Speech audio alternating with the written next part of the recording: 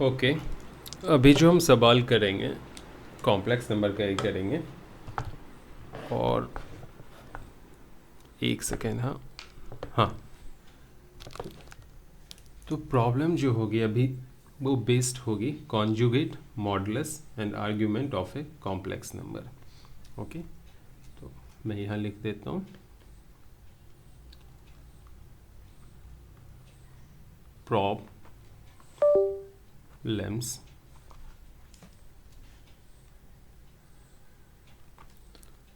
based on conjugate, modulus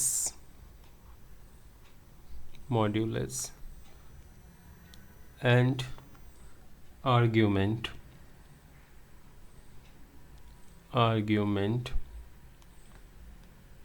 of a complex number।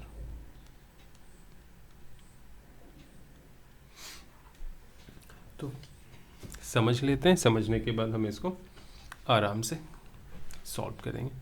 तो सबसे पहले मान लो एक स्टैंडर्ड फॉर्म हम ले लेते हैं कॉम्प्लेक्स नंबर का। तो z equal to small x plus i y, ये एक कॉम्प्लेक्स नंबर है। Okay, z equal to x plus i y एक कॉम्प्लेक्स नंबर है। तो इसका कॉन्जुगेट क्या होगा? ओके, तो कॉन्जुगेट जो होगी इसकी, फर्स्ट हम इसको डील कर रहे हैं कॉन्जुगेट को। कॉन्जुगेट ऑफ z, क्लियर, उसको हम रिप्रेजेंट करते हैं यानी डिनोट करते हैं z बार से, और ये होती है स्मॉल x माइनस आई वाई। अब हम डील करेंगे मॉडुलस को। मॉड्यूलस ऑफ z, इसको हम रिप्रेजेंट करते हैं, दो बार लाइन ड्रॉ करेंगे वर्टिकल, उसके अंदर z लिखेंगे और वो इक्वल टू होती है अंडर रूट रियल पार्ट का स्क्वायर यानी x का स्क्वायर प्लस इमेजिनरी पार्ट का square under root x square plus y square. Third जो सबसे इम्पॉर्टेंट है, amplitude of a complex number या argument of a complex number. Okay, argument of z, इसको denote करते हैं ए आर जी z से, ये हो जाएगी ए आर जी, जेड की जगह लिखेंगे x plus i Y. Okay, अब आर्ग्यूमेंट ऑफ जो z होती है वो डिपेंड करती है x और y के ऊपर। ओके, आर्ग्यूमेंट ऑफ z जो है यानी argument of x plus i y, वो थीटा भी हो सकती है। ओके, वो पाई माइनस थीटा भी हो सकती है, वो पाई प्लस थीटा भी हो सकती है, वो 2 पाई माइनस थीटा भी हो सकती है। जहाँ थीटा क्या है, थीटा जो है वो है tan inverse y by x, modulus के अंदर होगी। क्लियर हो गया? थीटा की वैल्यू ये है। ओके, अगर x इज़ ग्रेटर देन 0 है और y की वैल्यू भी ग्रेटर देन 0 है, यानी ये भी 0 से बड़ी x और y भी, तब तो थीटा ही होगा। लेकिन अगर x जो है लेस देन 0 है और y जो है वो ग्रेटर देन 0 है, तब पाई माइनस थीटा होगा आर्ग्यूमेंट। अगर x और y दोनों ही लेस देन 0 हैं तो क्या हो जाएगा पाई प्लस थीटा। अगर x इज़ ग्रेटर देन 0 और y इज़ लेस देन 0 है तो 2 पाई माइनस थीटा। इसको आप कोऑर्डिनेट से समझ लो। x ग्रेटर देन 0 और y greater than 0 first quadrant में आएगा, x इज़ लेस देन 0 और y is greater than 0 second quadrant में आएगा। दोनों अगर लेस देन 0 से हैं तो थर्ड में आएगा, अगर x greater than 0 y less than 0 है तो फोर्थ में आएगा। ओके, तो इस क्वाड्रेंट में जो थीटा ये निकल के आएगी वो थीटा ही होगी। इस क्वाड्रेंट में देखो ये क्या है, ये पाई है ना, ये देखो 0 डिग्री है, ये पाई बाई 2 है, ये पाई है, घूम के ये यहाँ आएगी तो यही क्या हो जाएगी 2 पाई हो जाएगी। ठीक है, 0 डिग्री 2 पाई इक्वल होता है। तो सेकेंड क्वाड्रेंट में देखो पाई माइनस थीटा होता है, थर्ड में पाई प्लस थीटा होता है, फोर्थ में 2 पाई माइनस थीटा होता है। ओके, तो यहाँ तक बात समझ में आ गई होगी आर्ग्यूमेंट को लेकर। जैसे ही हम एक एग्जाम्पल करेंगे ना तो सारा चीज़ क्लियर हो जाएगा। ओके, एक नोट करने वाली पॉइंट है, आप भी नोट कर लेना। आर्ग्यूमेंट ऑफ 0 जो है नॉट डिफाइंड है। ठीक है, आर्ग्यूमेंट ऑफ 0 जो होती है वो डिफाइन नहीं होती है। करेक्ट, तो यहाँ तक हो गई है। अब हम सॉल्व करेंगे सवाल। तो एक क्वेश्चंस लेते हैं जिसमें हम तीनों कॉन्सेप्ट्स को करेंगे। तो मान लो हमारे पास एक कॉम्प्लेक्स नंबर है z इक्वल टू √2 माइनस √2 पाई। तो पहले हमें क्या निकालना है, कॉन्जुगेट ऑफ z क्या हो जाएगी, √2 माइनस प्लस बन जाएगा प्लस √2 आई। फिर हमें क्या निकालना है, मॉड्यूलस ऑफ z क्या हो जाएगी, √a² प्लस b² a कितनी है √2 का स्क्वायर प्लस b कितनी है माइनस √2 का स्क्वायर।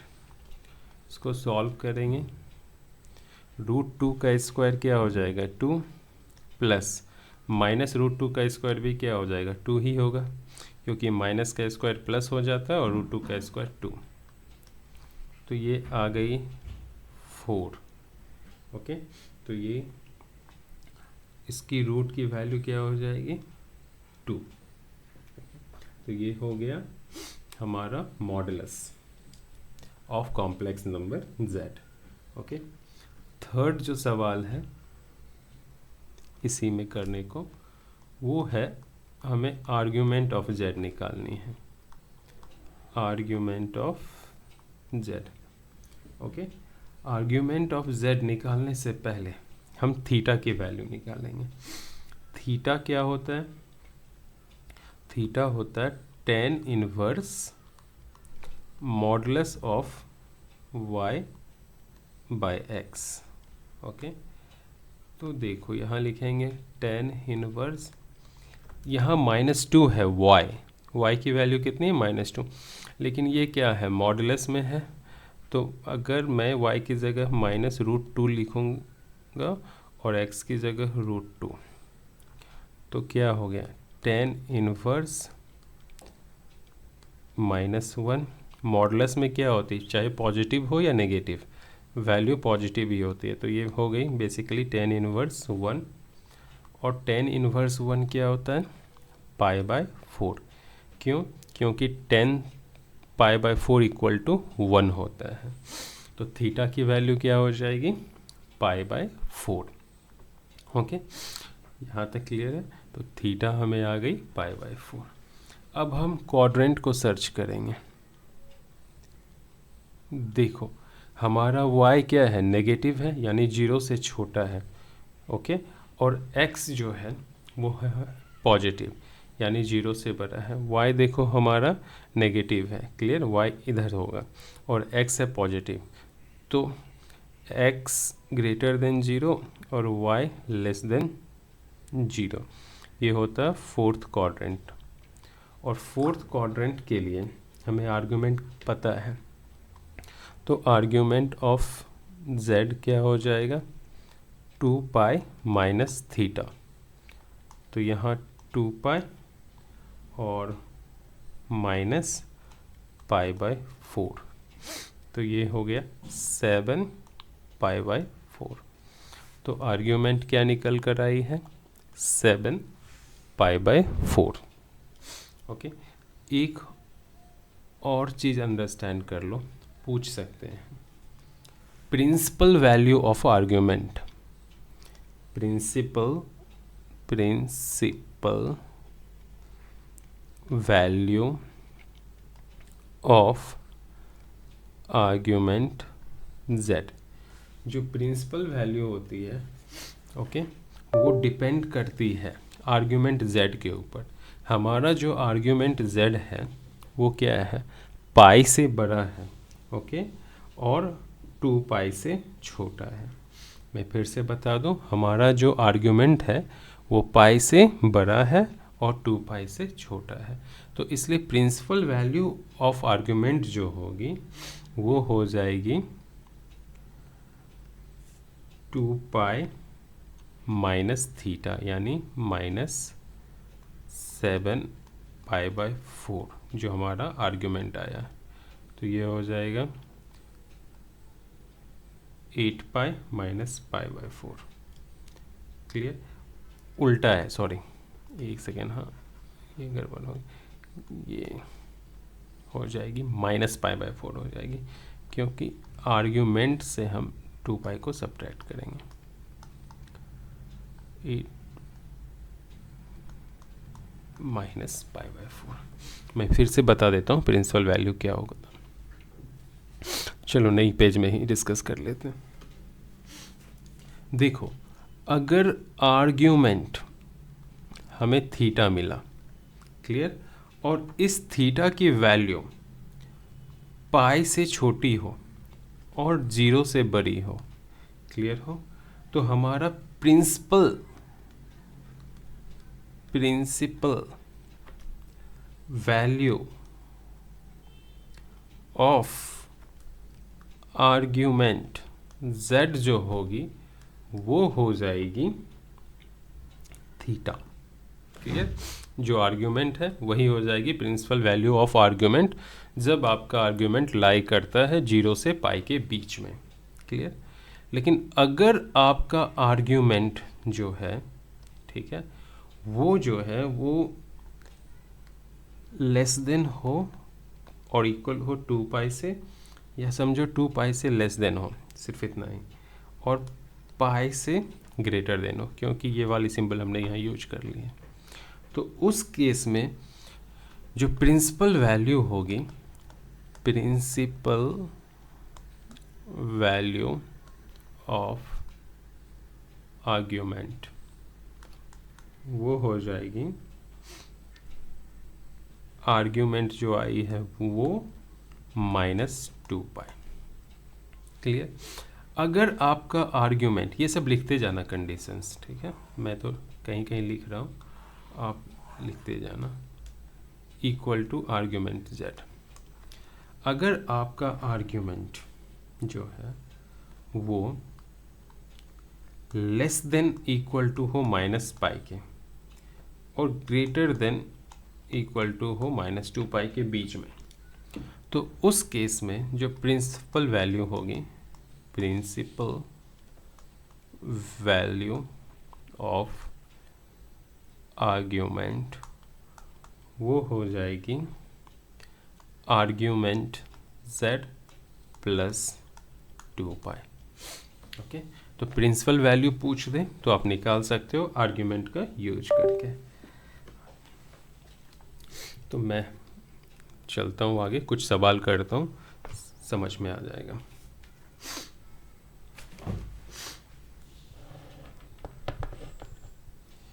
तो देखो एक सवाल है हमें निकालना, find the conjugate and argument या एम्पलीट्यूड दोनों बोल सकते हैं of 2 + i upon 4i + 1 + i raise to 2। तो पहला काम हमें क्या करना है, इसको स्टैंडर्ड फॉर्म में लेके आना है। ठीक है, स्टैंडर्ड फॉर्म में लेके आएंगे फिर हम इसको सॉल्व कर पाएंगे आराम से। करेक्ट। तो हमारे पास क्या है, ये है कॉम्प्लेक्स नंबर हमारा। तो हम इसको सॉल्व कैसे करेंगे, समझो बोर्ड में अगर हम सॉल्व कर रहे हैं तो कैसे सॉल्व करेंगे, लिखेंगे let z equal to 2 + i upon 4i + 1 + i का होल स्क्वायर। ओके, फिर यहाँ लिखेंगे 2 + i अपॉन ये 4i एज इट इज छोड़ेंगे प्लस इसको एक्सपेंड करेंगे, आइडेंटिटी यूज करेंगे a + b का होल स्क्वायर। तो ये हो जाएगी a² + 2ab + b²। तो ये हो गई 2 + i अपॉन 4i + 1 + 2i, और i² -1 होता है तो प्लस माइनस माइनस हो जाएगा -1। ये -1 और ये 1 क्या हो जाएगी 0। तो हो गई 2 + i अपॉन 6i। ओके, तो अभी हम क्या करेंगे, हम यहाँ पे ऊपर और नीचे दोनों को अगर i से मल्टीप्लाई कर दें, कई सारे तरीके हैं ओके सॉल्व करने के। एक तो हम ऊपर नीचे i से मल्टीप्लाई कर दें तो हमारा हो जाएगा ये 2i + i² ऊपर, और नीचे हो जाएगा 6i²। तो 2i रहेगा, i² हो जाएगा -1 यहाँ 6 × -1 -6। फिर आगे चलेंगे और हम इसको सेग्रीगेट कर लेंगे। तो ये हो जाएगा 2i / -6 -1 / -6। तो ये माइनस माइनस प्लस हो जाएगा और ये -i/3 + 1/6। तो ये हो गया 1/6 - i/3। ओके, तो z हमें ये मिल गया। ओके, तो कॉन्जुगेट अब निकालना काफ़ी आसान है। तो इसका जो कॉन्जुगेट होगा वो क्या हो जाएगा, conjugate of z equal to z² equal to 1/6 + i/3। एक सवाल हमने सॉल्व कर लिया इसको। ओके, तो अब हम आगे चलते हैं नेक्स्ट स्लाइड के ऊपर और आर्ग्यूमेंट निकालेंगे। तो जो z हमने सॉल्व किया था वो क्या था, 1/6 माइनस क्या था, 1/6 - i/3। ये हमारा z है, 6 - i/3। तो यहाँ हम क्लियरली देख सकते हैं, अगर इसको हम कंपेयर करें स्टैंडर्ड फॉर्म से x + i/y से, तो हम देख सकते हैं क्लियरली जो हमारा x है यहाँ पे वो क्या है 1/6, और जो हमारा y है वो है हमारा -1/3। इसलिए x जो है वो ग्रेटर देन 0 है और y जो है वो लेस देन 0 है। तो क्वाड्रेंट हम चेक कर लेंगे, x greater than 0, y less than 0। Again fourth quadrant है, क्लियर हो? तो हमें फोर्थ क्वाड्रेंट में डील करना। सबसे पहले हम थीटा निकालेंगे। थीटा इक्वल टू क्या होता है? tan inverse y by x modulus के अंदर। तो ये हो जाएगा tan इनवर्स y है हमारा -1/3, इसको हम डिवाइड कर रहे हैं 1/6 से। तो ये आ गया tan इनवर्स 6 ऊपर चला जाएगा, 3 नीचे रह जाएगा, तो -2, क्लियर? और ये मॉडुलस में आएगा। तो बेसिकली ये हो गया tan इनवर्स, मॉडुलस में सारी चीज़ पॉजिटिव होती 2। तो जो थीटा है वो हमें आया है tan इनवर्स 2, करेक्ट? तो आर्ग्यूमेंट ऑफ z जो होगा वो क्या होगा? देखो फोर्थ क्वाड्रेंट में जब होती है तो आर्ग्यूमेंट ऑफ z क्या होता है फोर्थ क्वाड्रेंट में? 2 पाई माइनस थीटा। ओके, तो यहाँ हो जाएगा 2 पाई माइनस थीटा क्या है? tan इनवर्स 2, यही आंसर हो जाएगा। आर्ग्यूमेंट ऑफ z इतनी हो जाएगी और कॉन्जुगेट हमारा इतना हो जाएगा।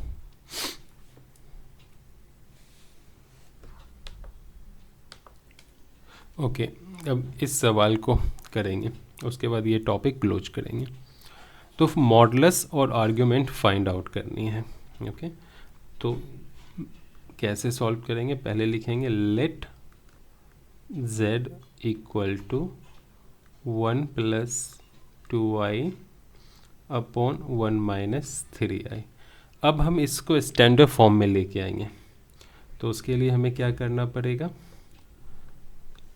इसको कॉन्जुगेट से मल्टीप्लाई करेंगे। जो भी डिनोमिनेटर है उसके कॉन्जुगेट से बोथ न्यूमरेटर और डिनोमिनेटर को मल्टीप्लाई करेंगे। तो ये हो गई 1 प्लस 2i, ये हो जाएगी 1 माइनस 3i। डिनोमिनेटर है हमारा 1 माइनस 3i, तो इसके कॉन्जुगेट से ऊपर भी मल्टीप्लाई करो और नीचे भी मल्टीप्लाई करो, ठीक है? अब ऊपर वाले जो न्यूमरेटर हैं उनको मल्टीप्लाई करना है और नीचे वाले को आइडेंटिटी यूज करनी है। ऊपर वाले को मल्टीप्लाई करेंगे तो 1 से 1 को मल्टीप्लाई किया तो 1 आया, 1 से 3i को मल्टीप्लाई किया तो 3i आया, 2i से 1 को मल्टीप्लाई किया तो 2i आया, 2i से 3i को मल्टीप्लाई किया तो 6i स्क्वायर आएगा, और i स्क्वायर -1 होता है, तो ये हो जाएगा सिर्फ और सिर्फ -6 नीचे डिनोमिनेटर। ये क्या होगा? ए स्क्वायर माइनस बी स्क्वायर, तो इसको हम लिख सकते हैं ए स्क्वायर माइनस 3i का स्क्वायर। ऊपर हो गया -5 प्लस 5i, नीचे हो गया 1 माइनस 9i स्क्वायर। आई स्क्वायर -1 होता है इसलिए +9 हो जाएगी, तो -5 प्लस 5i अपॉन 1 प्लस 9, तो क्या हो गया? देखो -5 प्लस 5i अपॉन 10। अब हम क्या करेंगे? सेग्रीगेट कर लेंगे, यानी 10 को पहले एलिमेंट के साथ भी डालेंगे और दूसरे एलिमेंट के साथ, क्लियर? तो अब ये हो जाएगा -1/2 plus 1/2i, clear? Standard form में आ गए। हमें निकालना है इसका मॉडुलस, क्लियर? तो क्वेश्चंस कह रहा है पहला मॉडुलस निकालने, तो मॉडुलस जो होती है, मॉड्यूलस ऑफ z, उसको हम डिनोट करते हैं ऐसे, और उसकी वैल्यू होती है √x का स्क्वायर प्लस y का स्क्वायर, यानी -12 का स्क्वायर प्लस हाफ का स्क्वायर। ये x है, ये y है, तो ये हो जाएगा 1/4 प्लस 1/4, यानी ये हो जाएगा 2/4 कैंसिल होके हाफ, यानी 1/√2। ये हो जाएगा modulus of z। Correct. Okay, एक तो सॉल्व कर दी हमने। अब हम इसको पिक करेंगे और आर्गुमेंट निकालेंगे। तो ये याद रखना -12 + ½ है। तो जो z है वो हमें मिला है -12 + ½ क्लियर। तो यहाँ अगर आप स्टैंडर्ड कॉम्प्लेक्स नंबर से कंपेयर करोगे तो x की वैल्यू 0 से कम है ना, क्लियर। क्योंकि -12 की जो वैल्यू है, ये रफ कर रहा हूँ, ठीक है, ये याद रखना। क्वाड्रेंट में जाएंगे, यहाँ x कितनी है -12 और उसकी वैल्यू 0 से कम है, मतलब ये वाली जो पार्ट है इधर आएगी। और y की वैल्यू जो है यानी हाफ, वो 0 से ज़्यादा है, यानी इस क्वाड्रेंट में आएगी। किस क्वाड्रेंट में आएगी? सेकेंड क्वाड्रेंट में। क्लियर। अब निकालना है थीटा। थीटा क्या होता है? tan inverse modulus of y/x। Okay, तो यहाँ हो जाएगा tan inverse modulus of y कितनी है? हाफ, और x कितनी है? -12। तो ये हो जाएगा tan इनवर्स मॉडुलस -1। तो मॉडुलस में कुछ भी चीज़ें हों वो पॉजिटिव ही होती है, तो ये हो जाएगी 1, यानी हमें आ गया π/4। थीटा की वैल्यू π/4। लेकिन डील करना है सेकेंड क्वाड्रेंट में, और सेकेंड क्वाड्रेंट के लिए जो आर्ग्यूमेंट होती है वो होती है π - थीटा। तो आर्ग्यूमेंट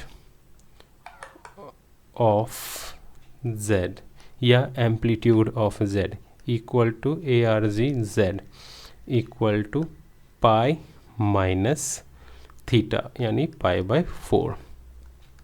तो ये हो जाएगी 3π/4 आंसर। आर्ग्यूमेंट निकल गई, और पीछे हम यहाँ मॉडुलस निकाल चुके हैं।